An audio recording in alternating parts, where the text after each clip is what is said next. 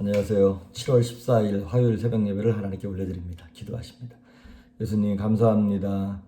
오늘 하루도 하늘로부터 내려오는 만나와 같은 은혜를 사모하며 믿음으로 시작하게 하시니 감사합니다. 주님 생명의 말씀을 허락하시고 능력의 말씀들을 우리 심령 가운데 허락하여 주옵소서.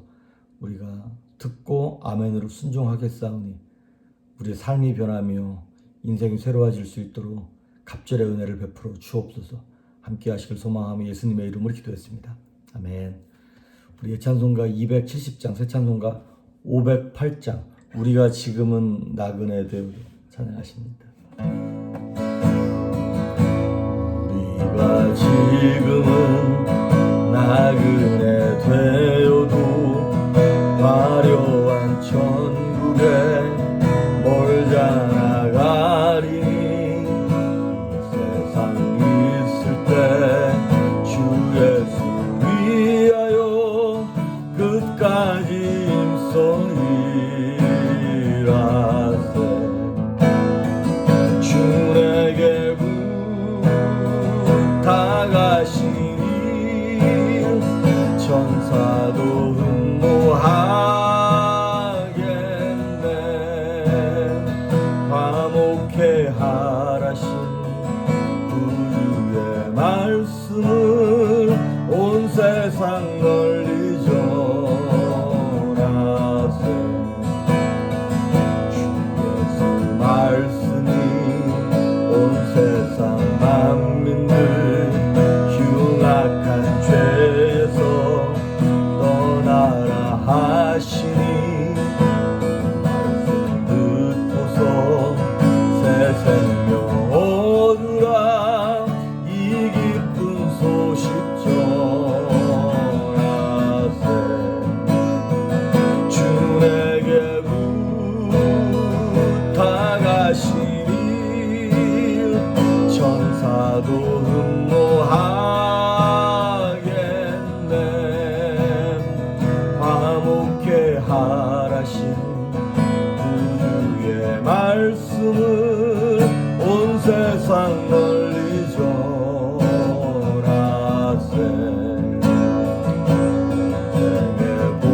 복락과 천국에 갈 길을 만백성 알도록 나가서 전하세. 주 말씀이 이 복음 전하라 우리에게 부탁하셨네. 주 내게 부탁하시니 천사도 흠모하겠네. 화목해 하라신 구주의 말씀을 온 세상 널리 전하세. 아멘. 오늘 우리에게 주시는 말씀은 고린도 후서 4장입니다. 고린도 후서 4장 1절에서 11절에 있는 말씀까지. 우리 어제 내드리는 숙제는 고린도 전서를 마무리하는 것이었고요. 고린도 후서를 마무리하는 것이었고, 이제 오늘 내드릴 숙제는 갈라디아서하고 에베소서입니다. 짧은 책이니까 여러분 읽으시길 바랍니다. 갈라디아서 전체와 에베소서 전체. 자, 오늘 본문의 말씀 고린도 후서 4장 1절부터 11절까지 제가 봉독해 올립니다. 그러므로 우리가 이 직분을 받아 긍휼하심을 입은 대로 낙심하지 아니하고 이에 숨은 부끄러움의 일을 버리고 속임으로 행하지 아니하며 하나님의 말씀을 혼잡하게 하지 아니하고 오직 진리를 나타내므로 하나님 앞에서 각 사람의 양심에 대하여 스스로 추천하노라. 만일 우리의 복음이 가리었으면 망하는 자들에게 가리어진 것이라. 그 중에 이 세상의 신이 믿지 아니하는 자들의 마음을 혼미하게 하여 그리스도의 영광의 복음의 광채가 비치지 못하게 하미니 그리스도는 하나님의 형상이니라. 우리는 우리를 전파하는 것이 아니라 오직 그리스도 예수의 주 되신 것과 또 예수를 위하여 우리가 너희의 종된 것을 전파함이라. 어두운 데에 빛이라 말씀하셨던 그 하나님께서 예수 그리스도의 얼굴에 있는 하나님의 영광을 아는 빛을 우리 마음에 비추셨느니라. 우리가 이 보배를 질그릇에 가졌으니 이는 심히 큰 능력은 하나님께 있고 우리에게 있지 아니함을 알게 하려 함이라. 우리가 사방으로 우겨싸임을 당하여도 쌓이지 아니하며 답답한 일을 당하여도 낙심하지 아니하며 박해를 받아도 버림받지 아니하며 거꾸로 트림을 방하여도 망하지 아니하고 우리가 항상 예수의 죽음을 몸에 짊어짐은 예수의 생명이 또한 우리 몸에 나타나게 하려 함이라. 우리 살아있는 자가 항상 예수를 위하여 죽음에 넘겨짐은 예수의 생명이 또한 우리 죽을 육체에 나타내게 하려 함이라. 아멘. 자, 오늘 이 고린도 후서에 이제 고린도에 있는 교인들에게 고린도 후서를 쓴 것 아닙니까? 사실 바울은 복음을 전하면서 많은 어려움을 겪었습니다만은 특히 고린도 교회 교인들에게 참 어려움을 많이 겪었어요. 본인이 개척한 교회거든요. 본인이 세운 교회고, 그런데 그 교인들 가운데 문제도 많았고, 또한 바울을 사도로 인정을 하네 안 하네, 어떤 사도 바울 입장에서는 굉장히 속상하고 되게 배신감이 느껴질 만한 서운한 그런 사도권에 관한 얘기 같은 것들이 어려움이 있었습니다. 오죽하면 사도 바울이 고린도후서 1장 8절과 9절에 이렇게 자신의 마음을 표현했어요. 형제들아, 우리가 아시아에서 당한 환난을 너희가 모르기를 원하지 아니하노니 힘에 겹도록 심한 고난을 당하여 살 소망까지 끊어지고 우리는 우리 자신의 사형 선고를 받은 줄 알았으니 오죽하면 이 복음을 전파하면서 살 소망이 끊어지고 마음에 사형 선고를 받았다고 느껴질 만큼 사도 바울이 너무나 힘들었다는 거예요. 그러니까 그 힘든 마음 때문에 마음이 어떻게 되냐면 낙심했다. 낙자가 떨어질 낙자를 쓴 거거든요. 마음이 높은 곳에서 뚝 떨어지는 거예요. 그래서 오늘 1절에 보면 그러므로 우리가 이 직분을 받아 국률하심을 입은 대로 낙심하지 아니하노니, 그러니까 낙심할 만한 일이 있다는 얘기인 거죠. 그러면서 8절과 9절도 우리가 잘 아는 말씀, 우리가 사방으로 우겨싸임을 당하고 그 다음에 답답한 일을 당하고 박해를 받고 거꾸러뜨림을 당하는 일들이 계속 있는 거예요. 자, 사도 바울의 인생이 이렇게 쉽지 않은 인생을 살았어요. 그럼에도 불구하고 사도 바울이 얘기하기를 우리가 낙심하지 않는 이유는 4장 1절에 나오는 말씀처럼 이 직분을 받아 국률하심을 입은 대로, 국률하심, 하나님의 은혜를 입긴 입었는데 그 하나님의 은혜가 무엇이다면 하나님이 사도 바울에게 직분을 주셨다는 거예요. 여기서 말하는 직분은 소명, 사명 이렇게 보시면 되는 것입니다. 그 직분 때문에, 그 부르심 때문에 비록 힘들고 어려운 일이 있지만 낙심하지 아니하고 다시 일어나서 사방으로 우겨싸임을 당하여도 쌓이지 아니하고 거꾸러뜨림을 당하여도 망하지 아니하면서 계속 복음 전파를 했다는 거예요. 그 사명을 감당했다는 것입니다. 낙심하다라고 하는 헬라어 단어가 엔카케오라고 하는 말이에요. 근데 그 엔카케오의 원래 의미가 무엇이냐면 목표를 달성하는데 그 모티베이션, 동기를 잃어버린 것. 더 이상 그거를 내가 왜 해야 되지라고 하는 의미를 잃어버린 것을 낙심했다라고 하는 거예요. 그런데 사도 바울은 그 고난이 막 다가오고 어려움이 다가옴에도 불구하고 낙심할 만한 상황에서 낙심하지 않은 이유가 있어요. 왜 그러냐면 사도 바울이 예수 믿기 전에 예수 믿는 사람들 잡아 죽이러 다메섹으로 가다가 거기서 하늘로부터 내려온 빛으로 말미암아 그 인생이 뒤집어졌어요. 생명의 빛, 그 빛이 결국엔 뭐냐면 사명입니다. 그 빛과 함께 자신의 삶의 동기, 삶의 목표, 이유가 딱 부여된 거예요. 자신의 삶 속에. 그러니까 살다가 넘어져도 그 빛 때문에, 그 경험한 빛 때문에 다시 일어나서 가게 됐다는 것이죠. 그런데 그 복음 전파가 쉽습니까? 어렵죠. 오늘 4장 3절과 4절에도 보니까 만일 우리의 복음이 가리었으면 망하는 자들에게 가리어진 것이다. 무슨 얘기냐면 복음이 전파가 잘 안 된다는 거예요. 왜냐? 4절에 보니까 그 중에 이 세상에 믿지 아니하는 자들의 마음을 혼미하게 하여 그리스도의 영광의 복음의 광채가 비치지 못하게 하매니 그리스도는 하나님의 형상이니라. 그러니까 이 복음 전파가 막히고 어려워지는 이유는 복음 자체에 문제가 있는 것도 아니고 복음을 나르는 우리에게 문제가 있는 것도 아니라 이 세상 신, 그게 누굽니까? 마귀입니다. 이 세상 신이 믿지 않는 자들의 마음을 혼미하게 했다는 거예요.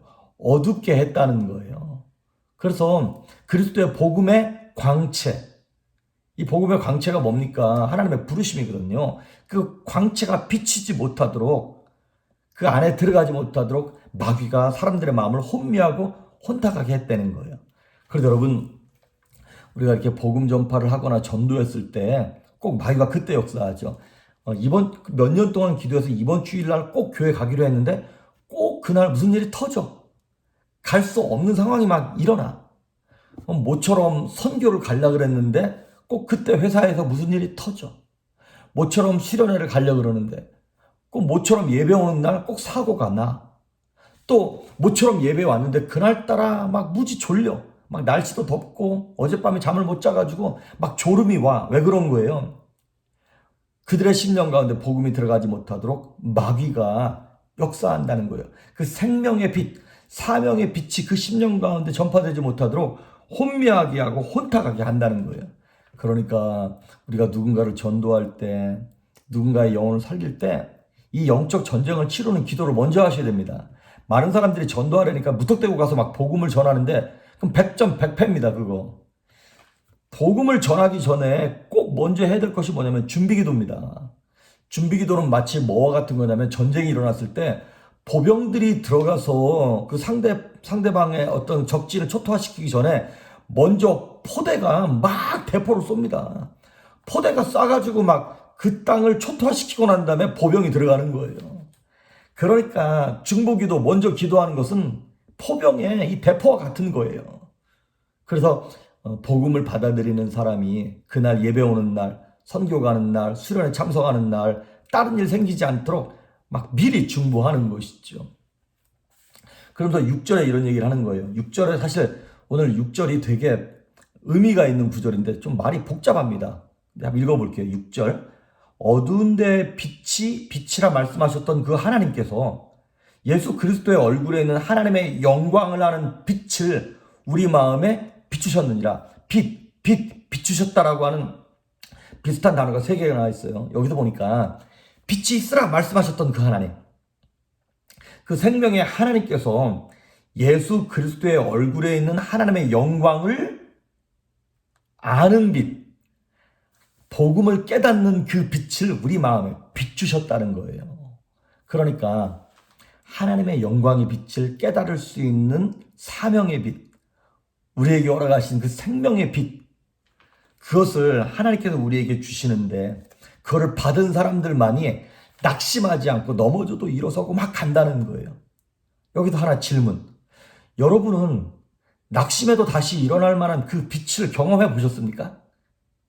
삶이 쉽다는 얘기가 아니에요. 어렵습니다. 근데 어려운데도 우리로 하여금 다시 복음으로 돌아가게 만들고 예배 자리로 가게 만들고 무릎 꿇게 만드는 그 생명의 빛을 경험하셨습니까? 그 사명의 빛, 부르심의 빛이 있는 사람만 낙심의 자리를 떨쳐버리고 다시 일어나서 갈 수 있다는 것이죠.